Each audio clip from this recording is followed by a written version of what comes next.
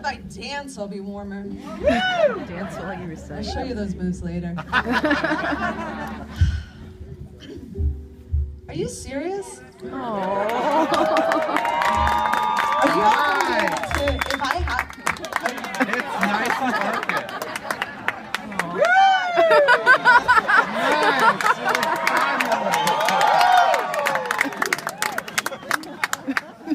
Oh my God, I'm gonna have to go for this, y'all. I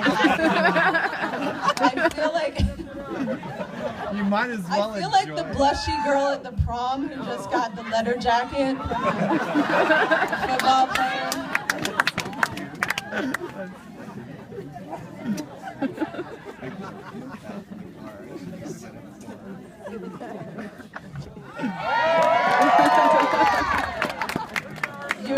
You all, this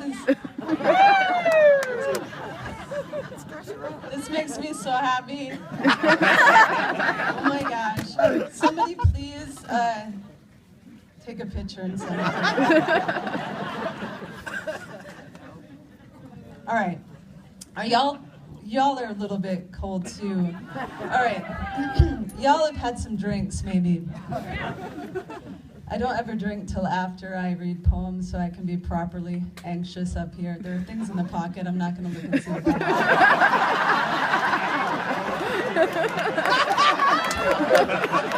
There might be money!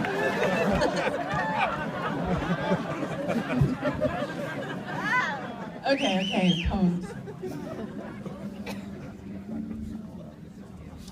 Andrea, age 8.5.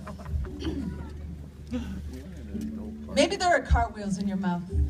Maybe your words will grow up to be gymnasts. Maybe you've been kicking people with them by accident. I know some people get a whole lot of rocking in the rocking chair, and the ones who don't sometimes get rocks in their voice boxes become slingshots. Maybe you think my heart looks like a baby squirrel. But guess what? You absolutely miss when you tell the class I have head lice, because guess what? I 100% absolutely did not have head lice. And even if I do, it is a fact that head lice prefer clean heads over dirty ones. So I am clean as a whistle on a teapot. My mother says it is totally fine if I blow off steam, as long as I speak in an octave. My kindness can still reach. My kindness knows mermaids never ever miss their legs in the water, because there are better ways to move through an ocean than kicking. So guess what?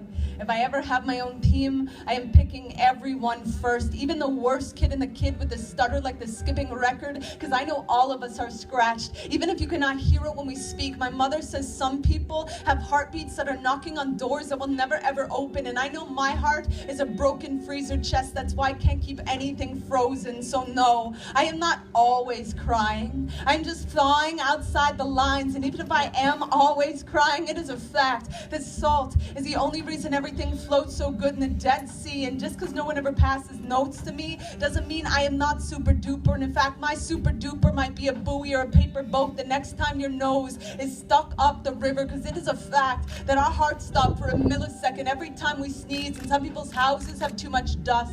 Some people's fathers are like addicts. I've heard addicts have monsters in their walls and shaky stairs. If I lived in a house that had an attic, I think I'd nightmare a burglar in my safety chest. Or maybe I'd look for rest in the sticks and stones, because my mother said a kid can only swallow so much punch before he's drunk on his own fist. But the only drunk I have ever known was sleeping in the alley behind my church, and Jesus turned water into his wine. So even God has his bad days. But on your bad days, couldn't you just say, hey, I'm having a bad day, instead of telling me I'm stupid or poor, or that I dress like a boy, because maybe I am a boy and a girl. Maybe my name is Andrea Andrews. So what? It is a fact that bumblebees have hair on their eyeballs, and people also should comb through everything they see. Like an anchor man is not a sailor, like the clouds might be a pillow fight. Like my mother said, every bird perched on a telephone wire decides the direction of its flight by the conversations running through its feet.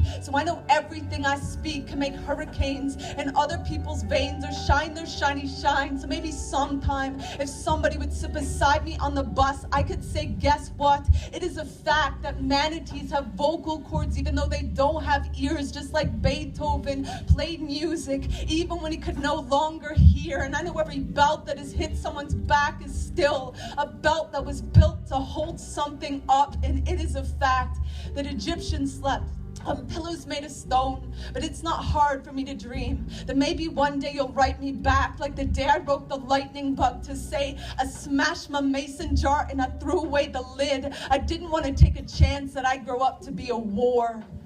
I want to be a belly dance, or a pogo stick, or an accordion, or the fingerprints, the mason leaves, and the mortar between the bricks to prove that he was here, that he built a roof over someone's head to keep the storm from their faith. My mother says that's why we all were born, and I think she's right. So write back soon. Sincerely yours.